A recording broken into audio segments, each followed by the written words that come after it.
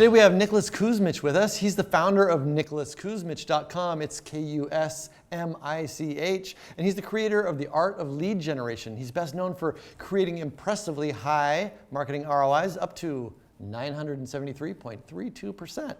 Nicholas specializes in using proprietary contextual congruence methodology to create mass influence on social platforms. He provides strategic oversight and fully managed marketing campaigns to many well-known clients, including industry thought leaders, New York Times bestselling authors, and Fortune 500 companies. Thanks for being here, Nicholas.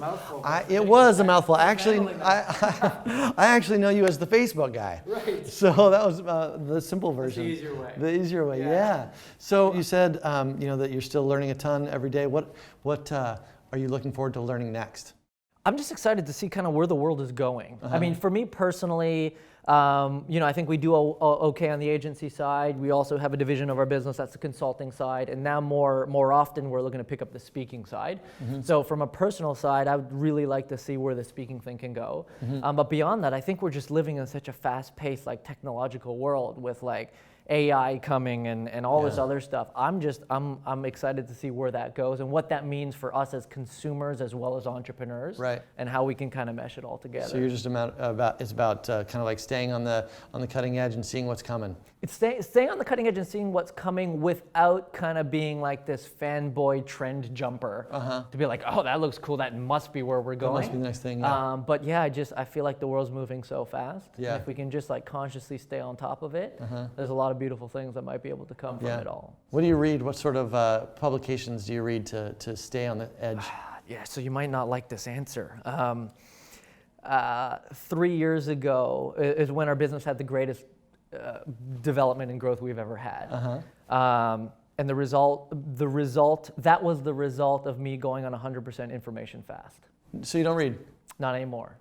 So we replaced kind of consuming content. Now, granted, if I'm working out, I'm reading or listening to a podcast to some degree. So I haven't blocked it out completely. Yeah. But right now, most of our learnings are come from being in the field. So in the trenches, on our knees, working the platforms, figuring stuff out, and through that, we're generating our learning. So how do you stay on the edge? How do you see what's coming if you're fasting? Yeah, great question. So from the advertising world, it's obviously playing with all the new features that Facebook releases every week on it. And that's just learnings in and of itself. And secondly, it's coming to things like this. Interacting with people who are cutting edge in the various fields and having real conversations with them about what they're seeing and what's going on, and then diving in if we can. And getting full kind of exposure or immersion to the various technology and things that are happening. Yeah. Well, great. So as we kind of get our businesses from a place where we're hand to mouth and trying to figure out if we can put it together up to the kind of next level where we have a going concern, our vision sort of rises off of the immediate moment onto the horizon a little bit. And I wonder what you think about when you think about what your legacy will be. Yeah, this is such a great question because the term legacy even scares me. Yeah. Because it's this big idea, grandiose, that's many years down the road. I just don't know. I can't grab it. But putting even just a slight bit of thought to this, if I always try to set my intentions to be the most referable strategic partner for my clients. So at the end of the day, I want to be the person that, even if things don't work out with them, that they're saying, well, you should consider working with Nick. And I know that's just a small piece of legacy, but rather than just talking numbers, and our business talks a lot of ROI numbers, we're in the advertising space, and a lot of this and a lot of that, and how many leads did you get this month? Yeah. But beyond all that, I want the people that I work with not to see me as a vendor, but a strategic partner. Right. And at the end of that, again, to be the most referable person that they know. So that even if things don't work out, we've had many instances where we just couldn't get the results for the client. Right. They still referred us out because of how we treated them or how we dealt with it. And so it wasn't a business transaction.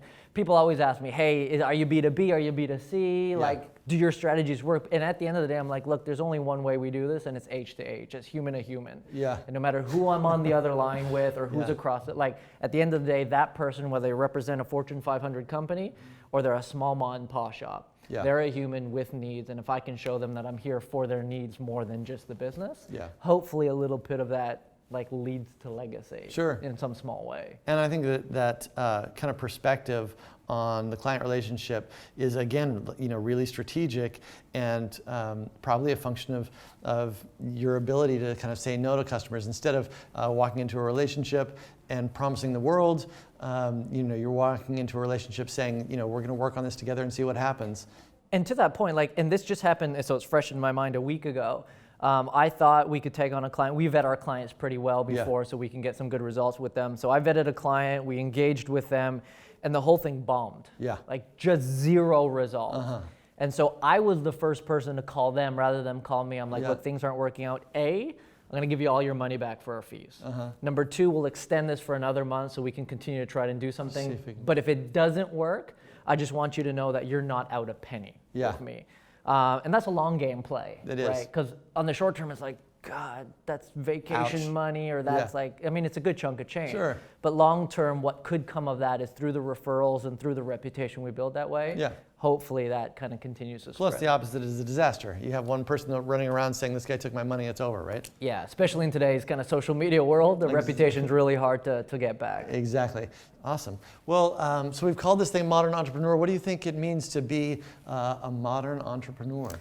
I think the currency, and this is just me kind of in the social media advertising world, I think the currency that we are all, so we're fighting for attention. Yeah. And I think the thing that gets the attention today is authenticity. Authenticity. Not that it never was, but I mean, for the longest time, if you just had like sneaky tactics, or you said the right word at the right time, or you put up the perfect sales page the right way with the right color, that would generate sales. And I think there's some truth to that still. Yeah. But I think people are so blinded by that now that they're just looking for someone to be real and to say, this is who I am and this is really how it's going on. And to me, the modern entrepreneur is someone who may not necessarily be fully driven by the metrics, but driven by kind of advancing humanity by being the best authentic version of themselves. Awesome. Awesome. Well, thank you so much for being here. Can I get you to sign our wall? Oh, yeah, absolutely. Thank you so much. For sure.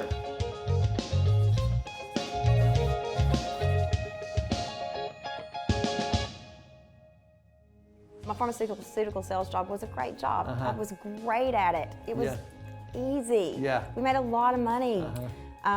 But I was rocking my 2-year-old daughter to sleep one night, telling her the same thing I had told her every night for the past 2 years, which is you can be anything you want to be in this world. All you have to do is believe.